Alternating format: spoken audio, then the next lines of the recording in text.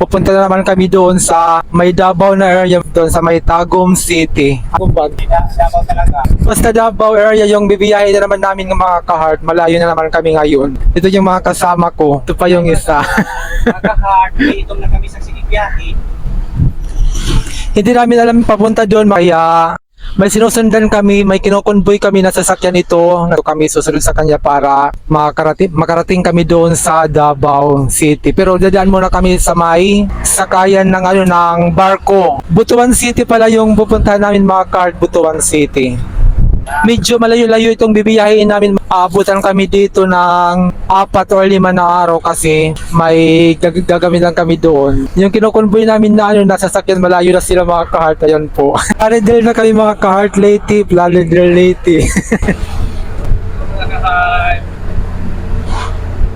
Laridel pa lang kami mga ka-heart. Namin na namin yung Yan po mga ka-heart, nag-stop over muna kami dito sa Hilongos Leyte. Ayun po yung sasakyan namin, ipinarada muna namin kasi di-dinner muna kami dito sa Hilongos Leyte. Medyo malayo-layo pa yung bibiyahin namin mga ka-heart, kaya ayun po.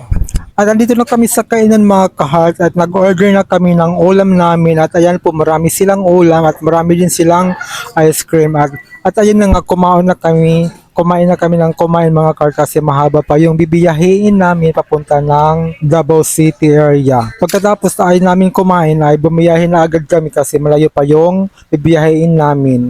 Diba mga ka-heart, dito na kami ngayon nagbabayad na sa may Padre Burgos na port area. Papunta kami ng Lipata doon sa Surigao. Ayan po mga ka-heart. Ayan po mga ka-heart, ito po na barko yung sasakyan namin papunta doon sa Lipata. Ayan po mga ka-heart, dito na kami ngayon sa barko, nakasakay na kami. Alas 11 pa daw yung larga nito mga ka-heart, alas 11 ng gabi. Ngayon, 9:45 pa lang kaya may mag-aantay pa kami ng ilang oras bago kami lumarga. Papunta doon sa Lipata, Surigao.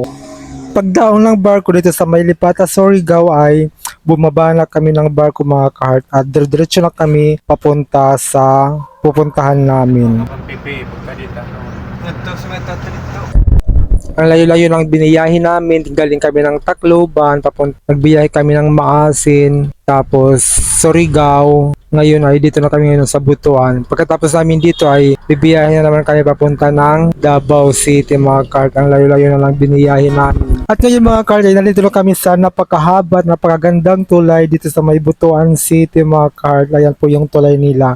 Maganda at saka napakahaba ng tulay nila kasi ang laki ng ilog nila dito mga ka-heart. Ayan po, diretso lang kami papunta doon sa dideliveran namin ng pipe mga ka-heart. Kaya ayan po. At ngayon nandito na kami at ito na po mga ka-heart. Pagdating namin dito ay i-discarga na namin yung dala naming pipe. Idol! Lang Mindanao!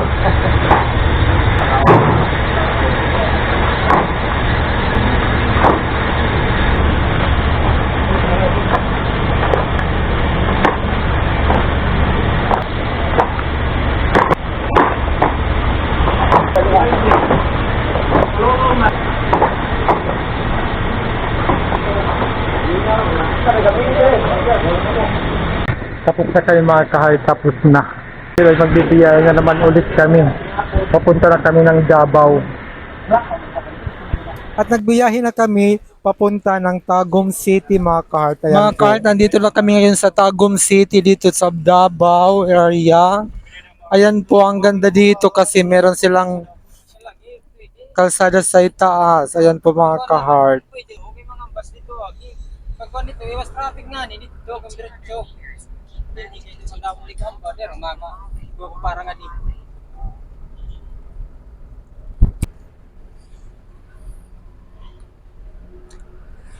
Tingnan nyo yung gitna ng kalsada ay maraming mga tanim. Ayan po, nagpaka-flower pot sila mga ka-heart.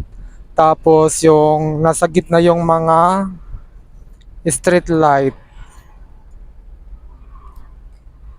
Andito na kami sa may Robinson's Place dito sa Tagum City mga ka-heart. Ayan po.